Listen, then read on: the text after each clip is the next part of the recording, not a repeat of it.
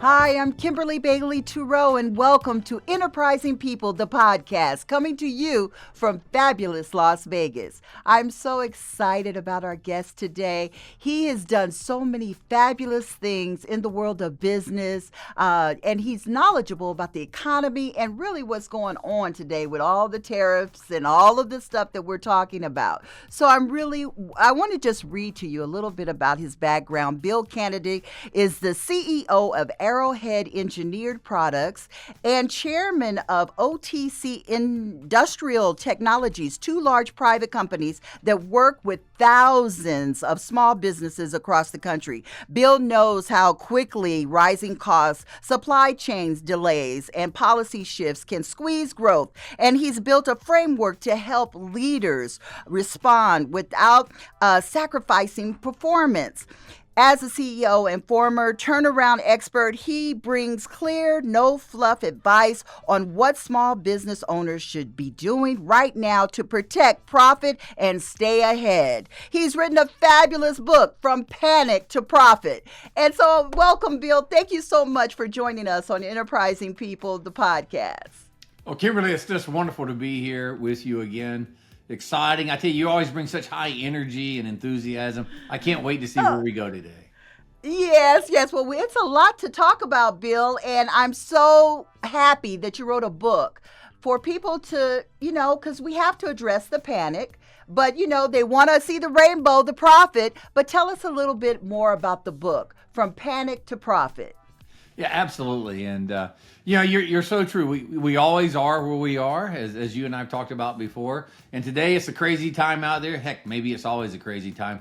But the goal, the thing that we all have to do is get it to where it's stable for us, for our businesses. And that's really what the book is about, a very simple process of using data, thinking is required, figuring out where you're going to go, and then making those challenging decisions that help you get there sooner rather than later. So it's a journey of taking a business to profitability. That's what it's about. That's right. And let's step back a little bit. How in the book are you defining panic versus profit? That's a really interesting question. I think for each person owning a business or running a business or being the top person in it, panic is defined in different ways, but for most of it, it comes down to I'm running out of money. I'm not sure I'm going to make my bills, things like that. But today, with all things going, I look at the news and it feels like the Lord reaches out and grabs my heart. It's the tariffs are one thing, currency exchange is another, to heck, you name it, around the world out there. So it's really, the book tries to meet you where you are and what you're dealing with, and then from there, how to get you into a place that feels safe and secure. Yeah, because a lot of small businesses, they do import their goods from other countries. And now with these tariffs cost, they really might get in panic because they can't make, their profit margins. What does the book tell us what to do in these cases? Yeah, you're exactly right. So no matter if you're buying from the local grocer on the corner or someplace around the world, we're all affected by tariffs. Most products today coming in, any type of mechanical product, any type of product that you can touch and see, part or some of it is made somewhere else in the world, right? A car today could be, it might say Honda on it, but it could be made right there in Indiana. But the parts coming into that could be coming from Japan or China. So we're all affected by it. And really what it talks about is, first, let's start with the data. What's happening? Where are your best customers? Where are your best products? You're going to want to focus on those. And it could be anything from, are you shifting suppliers and getting it local? Or are you just trying to get a better deal with it? But start with the data. Start with what matters to you. It's easy to get distracted. Out of 100 items that any one of us would sell, the data typically tells us 80 of them, 80% are meaningless. Doesn't matter what we do. 20 of them, though, are what paying the bills. If you can identify those 20, you'll be surprised on the options that you have to make a difference. Yeah. Now, this tariff thing seemed to be happening for many, like, let's say, the general public for the first time. But did America participate in tariffs before we actually saw this hard push for tariffs? tariffs? Yeah, 100%. So tariffs actually go back to the 1930s. It was called the Smoot-Hartley Act, of all things. And it was just before the Great Depression. Heck, I don't know. Maybe that put us in the Great Depression. But so they passed tariffs coming around the world, and we have had tariffs ever since then, right? And so if you go back to like 19 mid 60s, they've had tariffs on pickup trucks, small pickup trucks coming into the United States, just as an example. India has been charging us 7% tariffs for at least the last 30 years, right? So tariffs have been with us. The main difference today is we have so much news, so much information coming out. We're hearing about them in a way that we've never heard it before. And candidly, we have a president who's very good at getting his message out there, probably the best I've ever seen. And no matter how you feel about that message, it's in your face every day. And it's causing a lot of things to happen for us. So part of it's just the perception of it versus the reality. Yeah. Well, my perception is that we are doing tariffs to move companies to come into America and start manufacturing. So that's really, I believe, the president, the administration's end goal is to get people in to come into America, build their factories for more jobs. I just want a clear definition of why we're doing this and what this really means for America.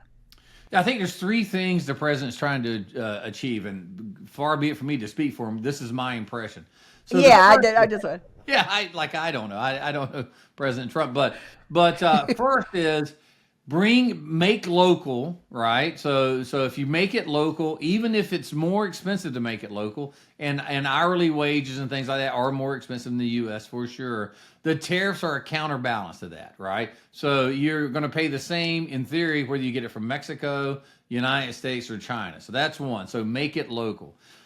Second piece is when you're selling your products overseas, and if you are selling your products, you're experiencing tariffs going the other way. I mentioned India before. So by having tariffs going either direction, what it does is it becomes a bargaining chip now. And President Trump is able to, what he hopes is negotiate a better deal so that either they drop their tariffs or it's equal going in. So that maybe it's tit for tat on it, right? The third piece about it is it's politics, right? It's a way to negotiate, get things done, and they are bringing more money in. Now, I think I read in the last month there was a $270+ billion surplus that they had not experienced before, and I absolutely believe that, and it will continue. But what happens over time when you put tariffs, when you put barriers to doing deals? People find a way to work around those. So whether it's making it local, getting it from some different supplier, or looking at it and just transitioning into something else. So water always seeks its lowest point. We will figure out the tariffs. I don't know if you saw in the paper this morning in the Journal, the Birkenstocks. So it's a shoe that a lot of us like and all that. They're not going to raise the prices as much in the U.S. They're going to raise prices globally. So it'll be offsetting on. So people are figuring their way out through this, and we will figure our way through it. Yeah. But let's talk about the small business person, the micro business, the person just trying to get started. And they do, get their products from other countries because it is economical for them. So, when we talk about the country will be okay, we'll find our way. But what about regular people? Will regular people find their way? Or if you're not a part of this game, you might be left out and you might lose? Well, look, the business of America is small business. All retail, all what we do is local, and the biggest issue that a lot of small companies and whether it's ours or some of the businesses we are partnering with is you may know what to go do, but you just may not have the bandwidth. So you're running a small business. It might just be you and you're ordering off the internet. It might be you and your partner, your spouse. I mean, it could, and we're busy selling our products. How the heck are we going to go source them differently, right? There's a couple of things you can do, and this is a little bit complex. So I'm just offering ideas. One is just go right to the internet and search that product. There's lots of directories out there like Thomas Registry and others that you can, some of them are free, some you have to pay for, and you can find vendors out there who will sell you. The second one is there are these importers, which will take a small fee that have relationships in their places around the world, and we use companies like this all the time You never have to go to China. You don't have to do any of that. They'll go source it for you. They take a small fee. It can vary from anywhere from a couple percentage up to maybe 20%. You can use those. The third piece is be what I call a follower, a slow follower, right? So look at what other ones are doing and simply go copy them on it, right? I look at it, I've been over to Sam's Mini of a morning, and I look in there, and I used to have a little vending machine company that I had about 50 vending machines and local manufacturing. I went to Sam's and bought those Monster drinks and those chips and put them in my machines and marked them up. So using places like that, using these bulk buyers is a way that we can go do it. Many of our small and local businesses, we're able to go do it for a couple. One is we're where the customer's at, so it's convenience. And the second is people want to do business with small businesses. So a lot of times we do charge more than what you're going to go see. I go to Walmart, any town out there, it's going to be cheaper than what you find it on Main Street. Ultimately, it's the consumer who's going to decide, do I want to give my business to Main Street or to big corporate? There's nothing wrong with either one of them, right? Some people are on a budget and Walmart's where they're going to go. Other ones, they want to go out and have that experience of dealing with the shop owner when they're buying something to wear. I know I prefer to do it that way, but that's how you're going to go do it, right? You got to output Right. your value and make sure you can deliver it. Yeah, but I want to kind of dive into the fact now all this is happening so that we can make more money for America, to put it simply. Okay, so we have more money. What does that mean for the regular American citizen? Does that mean, is there really a plan, or because we always hear this is happening to make the rich richer? What about the regular working folk? What's going to happen with them? What I mean, will eggs go down? Will the IRS not be pounding on us to pay more in taxes? What do you think? Where is this going? What's the end game? Yeah. So the end game is really jobs, right? So the tariff comes in, the government collects that, the government keeps that money. That's going right into the treasury. And that's where the $270 billion they talked about. I didn't get it, you didn't get it. It goes to the treasury. Hopefully that'll pay off some of that debt, but politics being politics, they'll just probably spend it plus some, right? But ultimately, what happens when you bring back manufacturing, it's going to be jobs in middle America and low income America out, whether it's Cedar Falls, Iowa, or Waterloo, or Batesville, Indiana. It puts jobs back into these communities as well as the big cities like LA and Las Vegas and Chicago. So people are out there making money. Now, if you look back through history, if you go back 50 years ago, about 75% of this country was in something that was made locally, where they were manufacturing or agriculture or whatever. Today, all of those folks have shifted from the farms, they've come to cities, and mainly in service and support industries, whether it's being a waitress or working in a local department store, or whatever. There's a million different ways they could be. It's also informational technology. Now, Yeah. the real wages have expanded with that over time and kept up with it. But the yesteryear of being on a farm and being able to do it, that's kind of gone away. And having factories out in some of these locations, those kind of gone away. I think that's where you'll see a lot of that coming back. What we want to do is hold those wonderful service industry jobs. We want to keep the cities going stronger. That's where a lot of people are. But we also want to get middle America back in. And in order to do that, they need these plants coming back. Now, that's the goal. Will we get there? I actually believe we will. Here's the problem. It takes time, right? If you today say, I am no longer making my widget, my ball bearing, my axe or whatever in Southeastern Asia, I'm going to bring that back.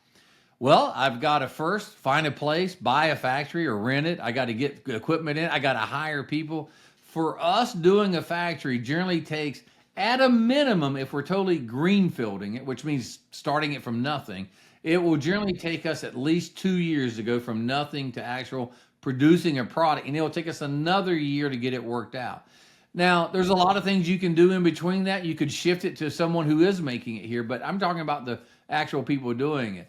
It will take that long. But guess what? Better to start today than it is to not start at all.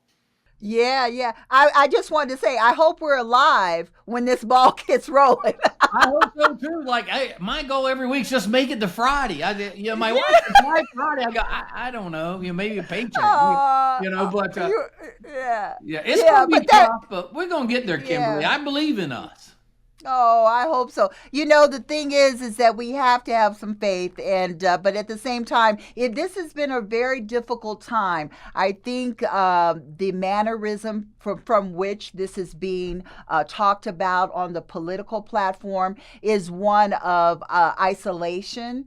And when you talk about the manufacturing coming back into America, so people would have jobs, but at that time when it comes, because even right now we're dealing with the competitive edge of AI, your technologies. So the common folk, let's say, the hardworking person that wants that better job, could they even qualify to have those jobs in those manufacturing situations? And if not, what happens to those people?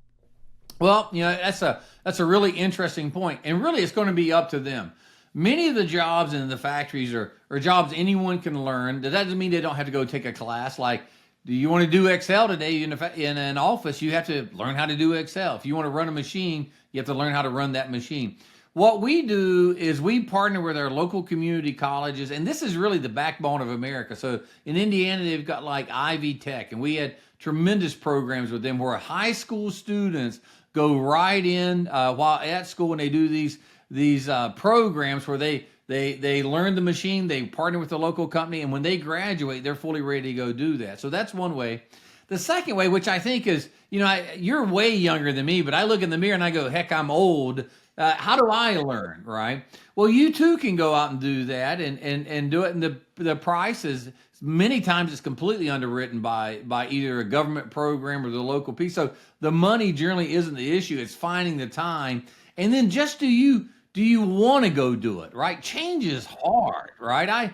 It's so funny. I look at my father-in-law. He's in his mid 80s, and he struggles with computers for a whole variety of reasons. I look at myself, and I struggle with AI for a whole variety of reasons, right? My kids are running circles around me, so it's not going to be easy. Change is never easy, but here's the reality: this change is happening. We can choose to participate or not participate. Up to us. Some will do it. I know 70 and 80-year-olds who are way better at AI than I am. I also know 25-year-olds who never even check their email. So I think it's going to be a personal choice. Not, let's be candid, not everyone's going to be able to do it, right? And we have to figure out how to help those folks. But getting the jobs back here and getting people to work, I think people want to win, and there's nothing better than having a job where you have dignity, you have self-respect, you're contributing to you, your family, your future generations, and it feels like winning, right? We need to put more winning back here, and you do that by contributing something, right? Right, right. But Mr. Kennedy, this is it And please sounds call me like it's Bill. a That bill. was Okay. my dad. Yeah. I know. I respect your all of that you've done in this country, all of the business that you have started, and you help people start their businesses. So I think that's where that respect comes from. My That's very father, I could hear him in my ears say, "Mister." But anyway, Bill, I was wondering because we're dealing with a election cycle. And this new administration is on a cycle right for now. sure. Hopefully, we don't know when. So I was wondering about the sustainability of putting mechanisms in place such as this for America. But then once we get a new president, what happens that might be Democratic, might not be Republican? What happens with all of these things that have been placed, that they might not agree with? People have already went back to school, trained, do things. What happens at that point? I know this is a projection for you, but what would you say to that? Well, one thing I have no shortage of is opinion. So being a project is just absolutely fine. So look, the next administration that comes in, be it Republican or Democrat, hopefully they'll just be for the people and not for one side or the other. They get their choice to do it, right? And however you feel about Donald Trump, he said this is what he's going to go do, and he's trying his best, I believe, to execute what he thinks is right. The next one will be the same thing. No matter what, and I watch all the news. President Trump's finished after this term. Is it going to be another Republican, another Democratic?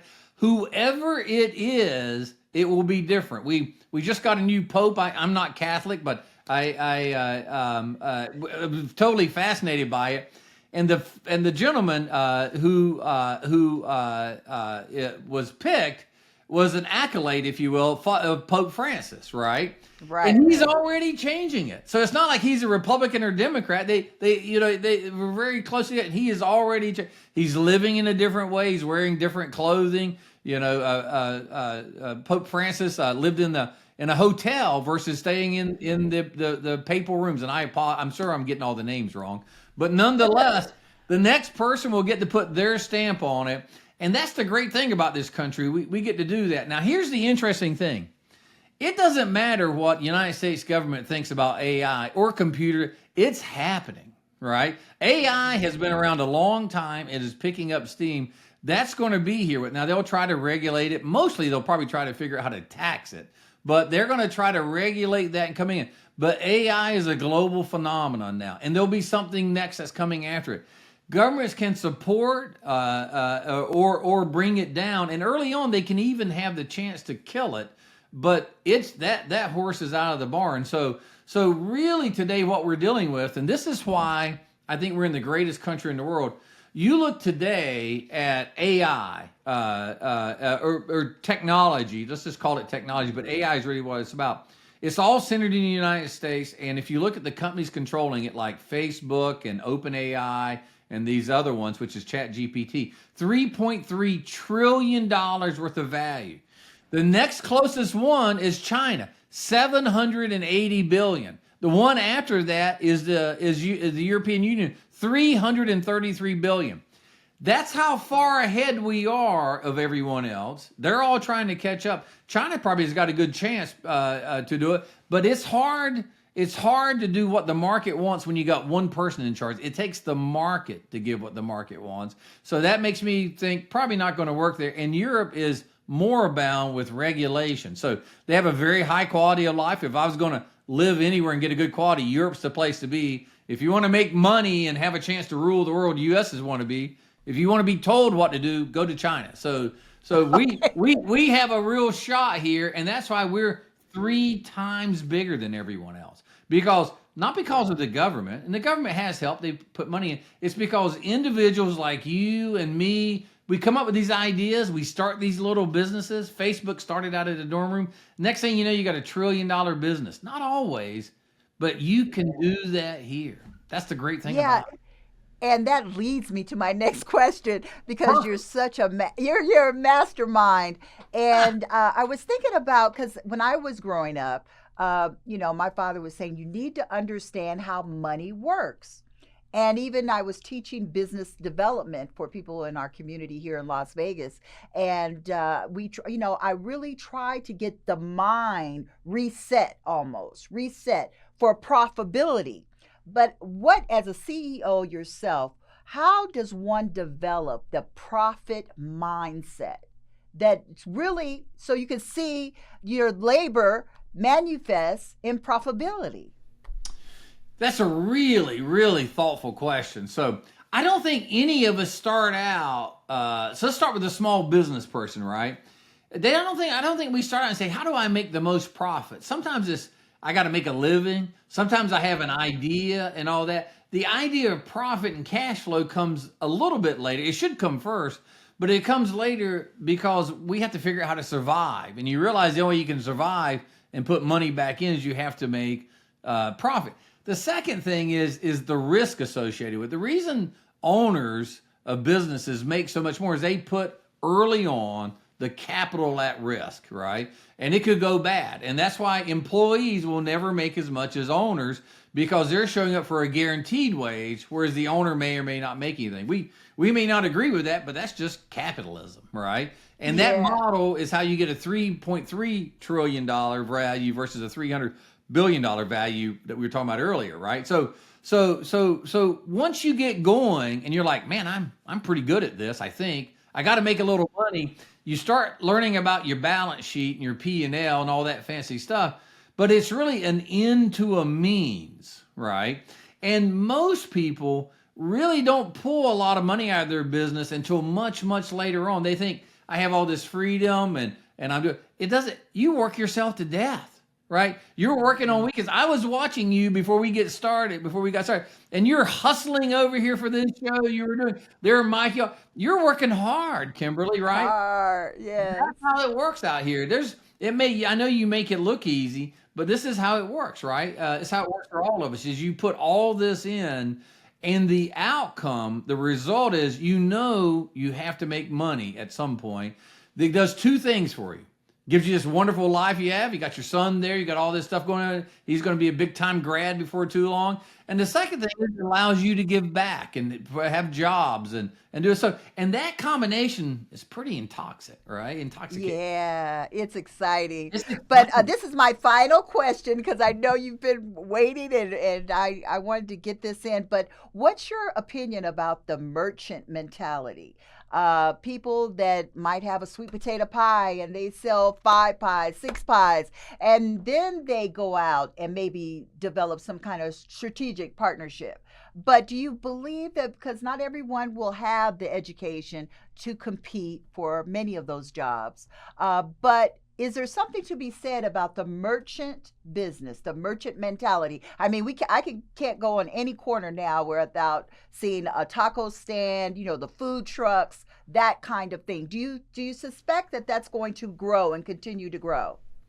I really do. So I love it, man. I love people who get out there, hustle, try to make a buck or two. You got to do it legally. You got to do it honestly and all this. So to me, it's around what I think of is people are mission driven. There's something they want to accomplish, right? Whether it's freedom, whether it's money, whether it's whatever, just this sense of all, and we're able to go do that. So I know if I'm running a hot dog stand and I've got it on the corner and I see a food truck show up, I'm gonna be like, holy cow, what the heck is that? Why, he doesn't have all the regulations I have and everything else. So I'm probably not going to be happy about that. But here's what it does for the public. Now, as a consumer, I have two choices, and I'm going to go to the one that serves me best. And that's going to make both of those businesses have to be better. This is why totalitarian governments don't work, because they're going to say, you get a hot dog, and if I want hot, it's what I get. But in this country, not only will you have the restaurant setting there and that food truck, I can also make it at home, and it'll all be delightful. As a consumer, I get choices, and I win by who serves that best. That makes all of us better. All competition makes it better. It makes it exhausting. It means not everyone's going to win. It means sometimes I'm going to buy the wrong hot dog. It doesn't even matter. But that merchant mentality, that laissez-faire, the invisible hand, is why we get better every day, because we want to win, and we can. Because ultimately, it's not some authoritarian power telling us how to do it. It's the consumer who tells us and votes with his money. Wow, excellent. Thank you so much, Bill. This has been a wonderful conversation. I encourage people to get out and get the book, From Panic to Profit. And Bill, how do we get the book? I know we could go on Amazon, but I'll let you tell it. Really, it's anywhere. It's out now. It's number 7 in the country on USA Today. So, or at least it was a week ago. Who knows what it is today? Yeah. If you go buy them, it'll stay up there. But any bookstore will have it. A lot of times you may have to order it if it's a local bookstore. You can also go to my website, which is my name, BillCanady.com, and we have them right there. And if you buy it that way, we'll sign it and send it to you. So we're super excited. Excellent. Okay, thank you so much, Bill, and I look forward to talking to you again. If you're in Vegas, look me up. Yes, ma'am. Great chatting with you today, Kimberly. Okay, thank you, Bill. Again, we want to thank you all for tuning in to Enterprising People, the podcast, each and every week, and we just love coming to you from fabulous Las Vegas, the entertainment capital of the world, and I want to thank you and you too for being Enterprising People.